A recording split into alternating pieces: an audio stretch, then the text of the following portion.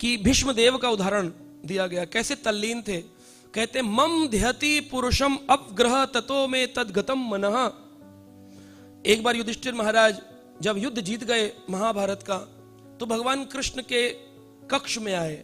वो कक्ष में आए तो देखा भगवान श्री कृष्ण आंख बंद किए बैठे, शरीर के रोंगटे खड़े हैं, बाल बिखरे हुए हैं, गत अंबरम उनके भी वस्त्र बिखरे हुए हैं और मुक्त केशा हो रखे हैं, ठाकुर जी के बाल बिखरे हुए हैं।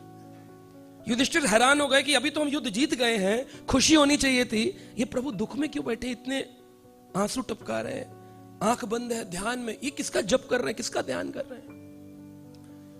तो उन्होंने, युधिष्ठिर ने पूछा, हे श्री कृष्ण, आज तो हम युद्ध जीत गए हैं महाभारत का, दूसरी सेना हार गई है, प्रभु आप किस ध्यान में हैं?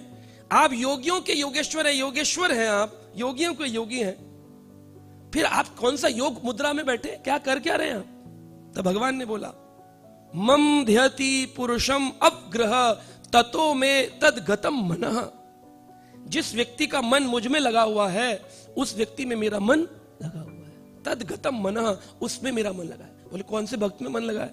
बोले एक भक्त है भीष्मदेव, जिन्होंने बाणों की सैया, सर सैया पर कई दिन बीत गए हैं, उनको रक्त प्रवाह हो रहा है निरंतर, छिद्रों से रक्त निकल गया है पूर्ण, और दुर्योधन का पापी रक्त जो था वो सब निकल गया है।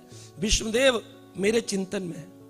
लोग बोलते हैं भीष्म ने उत्तरायण का इंतजार किया, उत्तरायण का, लेकिन भागवत कहती है कि भक्त कभी भी प्राण त्याग दे, उसके लिए सभी दिन अच्छे होते हैं, शुभ होते हैं। उसको काल नहीं देखना होता, भक्त के लिए काल मुख्य नहीं है, क्योंकि वो कालों के काल, महाकाल के काल भगवान श्री कृष्ण का भक्त हो चुका है, उसको काल की महत्वता नहीं है। संसारी लोगों को काल की महत्वता होती है। तो इसलिए गीता में लिखते हैं, षट मासा उत्तरायण षट मासा दक्षिणायन। 6 महीने में शरीर छोड़ा तो नीचे के लोग, और कर्कट संक्रांति से मकर संक्रांति छोड़ा तो नीचे के लोग, और मकर संक्रांति से जुलाई तक, कर्कट संक्रांति तक छोड़ा तो ऊपर के लोग, चंद्रलोक में जाएगा। इसलिए लोग कहते हैं ये उत्तरायण का अच्छा काल होता है। जनवरी से जुलाई में मृत्यु हो किसी भौतिकवादी की, तो वो ऊपर के लोक में जाएगा, नरक नहीं जाएगा। और किसी की कर्क यानी जुलाई से जनवरी के बीच में, 13 जनवरी से पहले मृत्यु हो, दिसंबर, नवंबर, अक्टूबर, सितंबर, तो वो नीचे के लोक में जाएगा, अधोगति होगी उसकी। लेकिन क्या भक्त के लिए ये एप्लीकेबल है? नहीं। तो भीष्मदेव ने क्यों उत्तरायण का वेट किया? कहते हैं भाई उत्तरायण काल आया, मकर संक्रांति में लोग बोलते हैं भीष्मदेव ने वेट किया कि जो सूर्य है उसका संक्रमण उत्तर की हो जाए, नॉर्दर्न हेमिस्फीयर में हो जाए। ऐसा नहीं था।